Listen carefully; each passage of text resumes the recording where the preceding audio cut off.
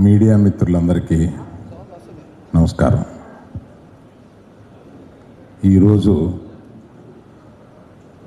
మా తల్లిగారు 11వ రోజు ఇహలోకాలని వదిలి పరలోకాలకి ప్రయాణించే మొదటి రోజు. మా తల్లిగారిది సుదీర్ఘమైన జీవితాన్ని మేము ఎందుకు ఆమె ఈ ప్రయాణాన్ని, ఈ చివరి దశని వీడ్కోలుగా, అంటే మీరందరూ బయట ఆ బోర్డు చూసుంటారు, సెలబ్రేటింగ్ హర్ లైఫ్ అని. దానికి ఒక వివరణ మీకు,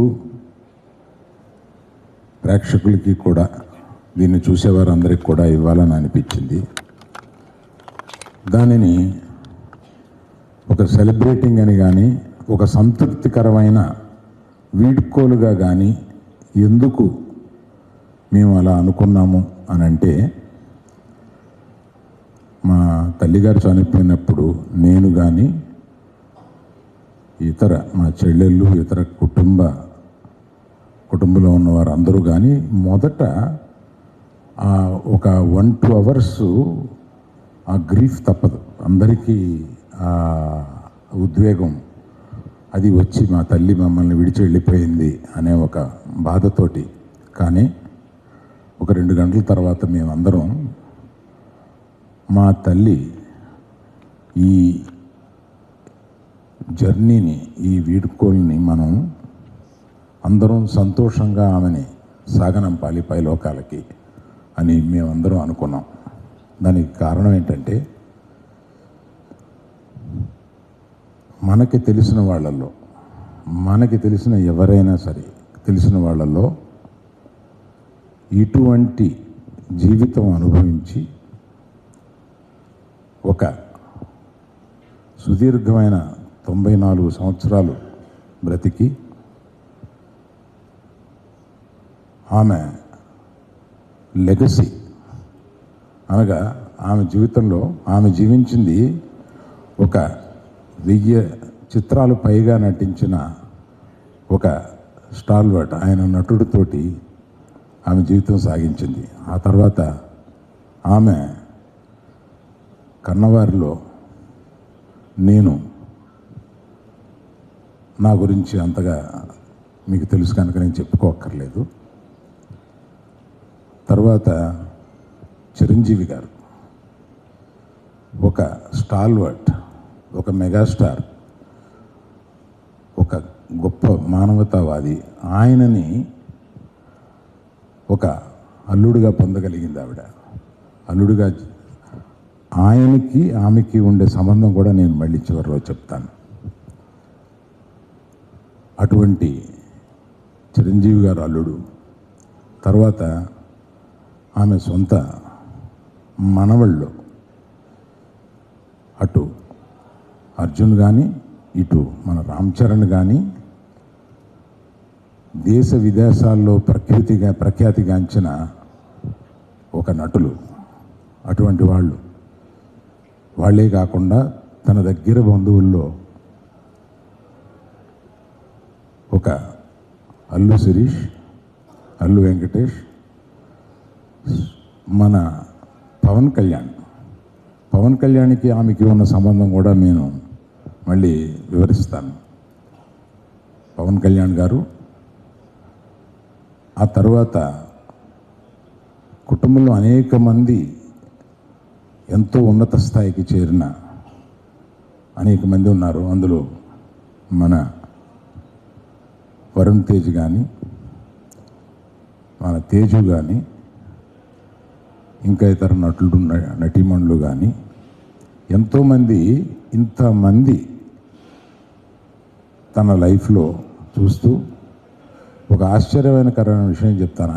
ఆమె మనవలు మనవరాళ్ళు కాకుండా ముని మనవలు మనవరాళ్ళు కలిపితే 12 మంది ఉన్నారు. 12 మంది ముని మనవలు మనవరాళ్ళు గ్రేట్ గ్రాండ్ చిల్డ్రన్లో 10 మంది ఆమె తుది ప్రయాణాన్ని అటెండ్ అవ్వగలిగారు. అటువంటి జీవితం కోటిలోనో 10 కోట్లలోనో ఒకరికి ఉంటుంది. అటువంటి ఆమె జీవితం సాగిస్తున్నప్పుడు, జీవితం ముగిస్తున్నప్పుడు ఆ ముగింపుని మనం అందరం దుఃఖభరితం కాకుండా ఆమె ప్రయాణాన్ని మనం ఆమె మరణాన్ని అంగీకరించి ఆమె ప్రయాణాన్ని ప్రశంసించి ఆమెని ఒక సంతృప్తికరమైన వీడ్కోలుగా మనం చేయాలి అని మా కుటుంబ సభ్యులందరూ నిర్ణయించుకున్నారు. ఎందుకు ఆమెని సెలబ్రేట్ చేస్తున్నామో ఆమె లైఫ్ని, ఆమె తుది ప్రయాణాన్ని అనేది మీకు చెప్పాలని అనిపించింది. అది కాకుండా 16 ఏళ్ల బాలిక పాలకొల్లులో రాట్నం ఉడుకుతుంటే అల్లు రామలింగి అనే యువకుడు ఆమెను చూశాడు. చూసి ఆమెను పెళ్లి చేసుకోవాలని తల్లిదండ్రుల్ని వాళ్ళ తల్లిదండ్రుల దగ్గరికి పంపించి ఆమెను పెళ్లి చేసుకోవాలని అడిగిన సందర్భంతో స్టార్ట్ అయింది వాళ్ళది. ఆ ప్రయాణంలో మా నాన్నగారిని పెళ్లి చేసుకుని, ఆయన హార్డ్ కోర్ కమ్యూనిస్ట్, ఆయన అర్ధరాత్రి తన సహచరులను తీసుకొచ్చి ఆమెను లేపి భోజనం పెట్టమంటే అర్ధరాత్రి వండి వాళ్ళందరికీ భోజనం పెట్టేది. ఆ తర్వాత మా అక్కగారు నవభారతి గారు పుట్టారు. ఆ తర్వాత నేను కడుపులో పుట్టగానే ఆయన కమ్యూనిస్ట్ జైలుకి వెళ్ళిపోయారు. కడలూరు జైల్లో 6 మాసాలు ఆయన్ని పెట్టారు. అంతకుముందే ఆయన స్వతంత్ర పోరాటంలో కొంతకాలం జైల్లో ఉన్నారు. ఆ తర్వాత కమ్యూనిస్టు, ఆ తర్వాత జైలు, ఆ తర్వాత అవన్నీ వదిలేసి ఆర్టిస్టుగా అవ్వాలని ప్రజానాట్యాల మండలితో ఆయన కొంతకాలం ప్రయాణం చేసి దాని ద్వారా సినిమాల్లోకి వచ్చి గరికపాటి రాజారావు గారు ఆయన్ని చూసి సినిమాల్లోకి తీసుకొచ్చి సినిమాల్లో పుట్టిల్లు అనే సినిమాల్లో ఆయన్ని జమున గారిని ప్రవేశపెట్టారు. అక్కడి నుంచి కొంతకాలం సినిమాలు 1-2 వచ్చినాయి కానీ రాలేదు. తర్వాత గడపటం కష్టమైంది. ఆ గడపటం కష్టమైన ఆ దినాల్లో మా అమ్మగారు ఎంత కష్టపడేవారో ఆ తర్వాత మాకు ఒక్కోసారి చెప్పినప్పుడు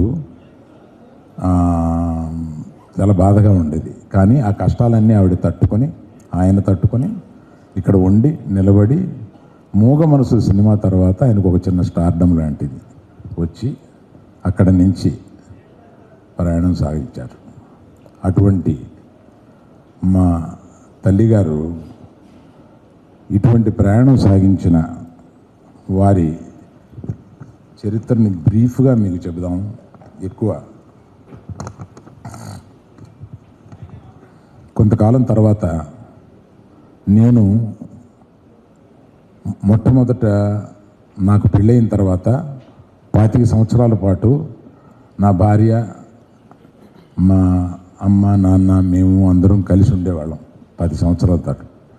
ఆ తర్వాత అప్పుడు చాలా అన్యోన్యంగా ఉండేవాళ్ళు. మా అమ్మగారి దగ్గర కానీ మా కుటుంబ సభ్యుల దగ్గర కానీ ఆ సాన్నిహిత్యం గురించి నేను ఎక్కువ ఇక్కడ విడిగా చెప్పే సందర్భం కాదు కాబట్టి చెప్పటం లేదు. మా నిర్మల, నా భార్య, ఎంతో చక్కగా వాళ్ళిద్దరూ 25 సంవత్సరాల తర్వాత మీకు తెలిసిన పరిస్థితుల్లో ఇక్కడికి వచ్చేసాం, హైదరాబాద్, మద్రాసు నుంచి. మా నాన్నగారు రాలేదు. ఫ్యూ ఇయర్స్ తర్వాత మా నాన్నగారిని కూడా ఇక్కడ తీసుకొస్తానంటే ఆయన నాకు సొంత ఇల్లు కట్టి, అప్పుడు నేను అద్దెంట్లో ఉంటున్నాను, నేను సొంత ఇల్లు కట్టి సొంత ఇంట్లోకే వస్తాను అని అంటే నేను అప్పుడు వెంటనే 6 మాసాల్లోనే ఒక సొంత ఇల్లు కట్టి ఆయన తీసుకొచ్చి మా అక్కగారు, మా తండ్రి గారు, తల్లి గారు ఒక ఇంట్లో ఉన్నారు. ఆ తర్వాత కొంతకాలానికి బన్నీ యొక్క ఆర్య రిలీజ్ అయ్యి ఆ సక్సెస్ ఫంక్షన్ అటెండ్ అయిన తర్వాత ఆయన చనిపోయారు. అంటే మనవడి సక్సెస్ కూడా చూసిన తర్వాత ఆయన చనిపోయారు. ఆయన చనిపోయిన తర్వాత మా అమ్మ అక్క ఒంటరిగా ఉన్నారు. మా అమ్మగారు చాలా ఇండిపెండెంట్ మనిషి. ఆమె మా ఇంటికి రమ్మన్నా, మా చెల్లెలు వాళ్ళ ఇంటికి రమ్మన్నా నేను ఎక్కడ ఉండను, నేను విడిగానే ఉంటాను అంటే, నాకు పెద్దవాళ్ళు అయ్యారు కదా అని భయం వేసి మా చెల్లెలు వసంతలక్ష్మి భర్త డాక్టర్ వెంకటేశ్వరరావు గారు ఒక డాక్టర్ పక్కనే ఒక స్థలం దొరికితే తీసుకొని అందులో ఒక ఇల్లు కట్టి మళ్ళీ వాళ్ళని అక్కడ పెట్టాను. ఒక వికెట్ గేట్ ఒకటే డాక్టర్ గారికి వీళ్ళకి మధ్యలో ఉంటుందన్నమాట. అట్లా ప్రొటెక్ట్ చేసుకుంటూ చాలా కాలం, అంటే రాత్రుళ్ళు నా ఫోను పగల దొరకదేమో కానీ రాత్రుళ్ళు దొరుకుద్ది. రాత్రి 10 నుంచి పొద్దున్న 6 వరకు ఎప్పుడు చేసినా ఏంటంటే తల్లిదండ్రులు ఎప్పుడు ఏ అవసరం ఉంటుందో, ఏ ఎమర్జెన్సీ ఉంటుందో అని ఇప్పుడు ఆన్ చేసుకుని నైటు పెద్ద వాల్యూమ్ పెట్టుకుని పడుకునేవాడిని. అట్లాంటి భయంతో మా అమ్మని అక్కని తీసుకొచ్చి ఆ ఇంటి పక్కనే వించి అలాగా కొంతకాలం ఉన్న తర్వాత మా అక్కగారు చనిపోయారు. మా అక్కగారు చనిపోయిన రోజు నుంచి నేను ఆమెతోటి రోజు భోజనం చేస్తూ ఉండేవాడిని. అంటే పెద్దవాళ్ళు ఒక యాంకర్ లేకపోతే 1 ఇయర్లో చనిపోతారు. మీరందరూ కూడా చూసి ఉంటారు అది. అంటే మా నాన్నగారు చనిపోయారు, అక్కడ మా అక్కగారు చనిపోయారు, తర్వాత మా అమ్మ ఒంటరి అయిపోయింది. ఈమె కూడా 1 ఇయర్లో వెళ్ళిపోద్ది అని అనిపించి నాకు 10వ రోజు నుంచి నేనే మా అమ్మ దగ్గరికి రోజు మధ్యాహ్నం భోజనానికి వెళ్ళేవాడిని.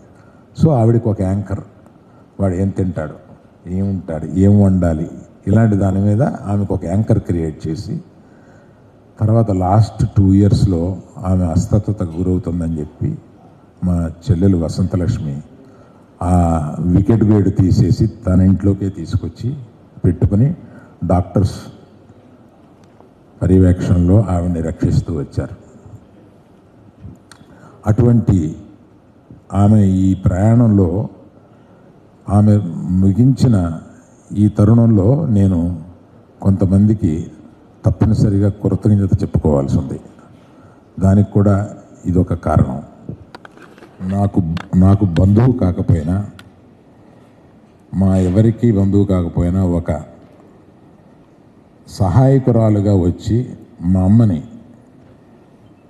ఏకదృష్టితోటి, అంటే ఒక కూతురు కన్నా ఎక్కువ కింద ఆమెని ప్రేమించి ఆమెను దగ్గరుండి చూసుకుంది బొక్క లక్ష్మి అని. ఆ లక్ష్మికి నేను ఏమి చేసినా నా కృతజ్ఞత తీర్చుకోలేను, ఎంత డబ్బు ఇచ్చినా నా కృతజ్ఞత తీర్చుకోలేను. ఎందుకంటే ఆ లక్ష్మి అనే ఆవిడ అంత చక్కగా మా అమ్మని ఏ చిన్న విసుగు లేకుండా అంత ప్రేమిస్తూ చూసింది కనుక ఆమెకి నేను చెప్పుకోవాలి. తర్వాత పక్కింట్లోనే ఉండి డాక్టర్ వెంకటేశ్వరరావు గారు నిరంతరము ఆమె ఆరోగ్యం గురించి చూసేవారు. అది కాకుండా మా అల్లుడు అంటే సాయి ప్రవీణ్, విద్య నా కూతురు లాంటిది. విద్యామాధురి మీ అందరికీ తెలుసు. ఆ విద్యామాధురి భర్త సాయి ప్రవీణ్, డాక్టర్ సాయి ప్రవీణ్ అపోలోలో చేస్తూ ఉంటారు. ఆయన అర్ధరాత్రి, అంటే ఆయన ఒక 10 నిమిషాలు లోపే ఉండేవారు. అర్ధరాత్రి ఎన్నిసార్లు వచ్చారో, ఆమెకి ఏదైనా చిన్న అస్వస్థత ఉన్నా కూడా ఆయనకి, అపోలో యాజమాన్యానికి కూడా మేము కృతజ్ఞత చెప్పాలి. తర్వాత అపోలోలో డాక్టర్ సుబ్బారెడ్డి అని ఒక డాక్టర్ గారు ఉన్నారు. వీళ్ళందరూ కలిపి మా మదరు ఇన్నాళ్ళు ఆరోగ్యంగా ఉండడానికి, ఆమె ఎక్కువ అనారోగ్యంగా గురి అవ్వకుండా ఉండడానికి వీళ్ళందరూ కారణం. వాళ్ళందరితో పాటు నా స్నేహితుడు గోపీచంద్ ప్రతిదానికి నన్ను అడ్వైస్ చేస్తూ మా అమ్మని ఎలాగ లాంజివిటీ తీసుకురావాలి అనే దాని మీద అతను కూడా ఎప్పుడూ నన్ను అడ్వైస్ చేస్తూ ఉండేవాడు. ఇది కాకుండా అమ్మని, అంటే మా అమ్మ లాస్ట్ 1 ఇయర్ ఐసీయూకి పంపకూడదు ఈమెకి ఆర్టిఫిషియల్ వెంటిలేషన్ ఇవ్వకూడదని కుటుంబంలో నిర్ణయం తీసుకొని అపోలో నుంచి ఒక ఐసీయూఏ తీసుకొచ్చి ఆవిడ బెడ్రూమ్లో, ఆవిడికి కనపడదు కానీ ఆవిడ వెనకాల టోటల్ ఐసీయూ ఎక్విప్మెంట్ ఉంటుంది. అలాగా ఐసీయూని ఆవిడ దగ్గర తీసుకొచ్చాం కానీ ఆవిడని ఎప్పుడు ఐసీయూకి తీసుకెళ్ళలేదు. అది కాకుండా ఆమెని నిరంతరం ఒక ఇద్దరు నర్సులు, ఈ లక్ష్మి అందరూ చూస్తూ ఉండేవారు. ఆ నర్సుల్లో ఆమెని చివరి వరకు జాగ్రత్తగా చూసుకున్న వాళ్ళల్లో శివపార్వతి, క్రాంతి, నిషా అనే ముగ్గురు నర్సులకి నేను మనస్ఫూర్తిగా కృతజ్ఞత తెలియజేస్తున్నాను. ఇట్లాగా ఆమె ఇంతటి లైఫ్ని ఇలా సెలబ్రేట్ చేసుకుంటూ ఆవిడ వీడ్కోల్ని మేము విషాదకరంగా కాకుండా వీడ్కోల్ని ఆమె జీవిత ప్రయాణాన్ని ఒక సంతృప్తిగా మేము ఆమెను సాగనంపాలి అనే దీంతో మేము సాగనంపాము. ఆమె ఏ లోకాన ఉన్నా ఇవాళ మమ్మల్ని అందరినీ మిమ్మల్ని అందరినీ కూడా ఆవిడ అక్కడి నుంచి దీవిస్తుందని చెప్పి మనస్ఫూర్తిగా నమ్ముతున్నాను. కళ్యాణ్ బాబుకి ఉన్న ఆమెతో ఉన్న ఒక సంబంధం చెప్పాలి. ముందు కళ్యాణ్ బాబు గారి గురించి చెప్తాను. కళ్యాణ్ బాబు సినిమా యాక్టర్గా కాకముందు మామూలుగా ఖాళీగా ఉంటున్న రోజుల్లో ఆమె కళ్యాణ్ బాబుని కళ్యాణి అని పిలిచేది. బాబు కళ్యాణి, చక్కగా ఉన్నావు, నువ్వు సినిమాల్లో చేయొచ్చు కదా అంటే, నాకు ఇబ్బంది అండి, నాకు సిగ్గండి ఏదో చెప్పేవాడు. కాదు నాయన, నువ్వు సినిమాల్లో చేయాలి కళ్యాణ్. ఇది కళ్యాణ్ బాబు గారు కూడా ఒక స్పీచ్లో చెప్పారు. అది మీ అందరి దగ్గర ఉండే ఉంటుంది. ఆయన్ని సినిమాల్లో చేయాలని చాలా ఎంకరేజ్ చేస్తూ నన్ను కూడా, ఎరా చక్కగా ఉన్నాడు, కళ్యాణ్ని పెట్టు, సినిమా చేయాలి కదరా అని ఇట్లాగా కళ్యాణ్ని ఎంకరేజ్ చేసిన తొలి ఎంకరేజ్మెంట్లో ఆవిడ ఒక ఆవిడ. చిరంజీవి గారు ఎంతటి పెద్ద స్టార్ అయినా, ఎంత మెగాస్టార్ అయినా, కుటుంబ సభ్యుల దగ్గర ఆయన ఎట్లా ఉంటారో మీ అందరికీ తెలియంది కాదు, కొత్త కాదు. ఒక రోజున అంటే few months back, 2-3 months back, నేను రోజు ఆమెను చూడడం, ఆమెను పలకరించడం, ఆమె రెస్పాన్స్ తక్కువగా ఉన్న రోజున నేను చేతిలో చేయబెట్టి, అమ్మ నన్ను గుర్తుపడితే ఒకసారి నొక్కు అంటే నొక్కేవాడు. అంటే నన్ను గుర్తుపట్టిందనమాట.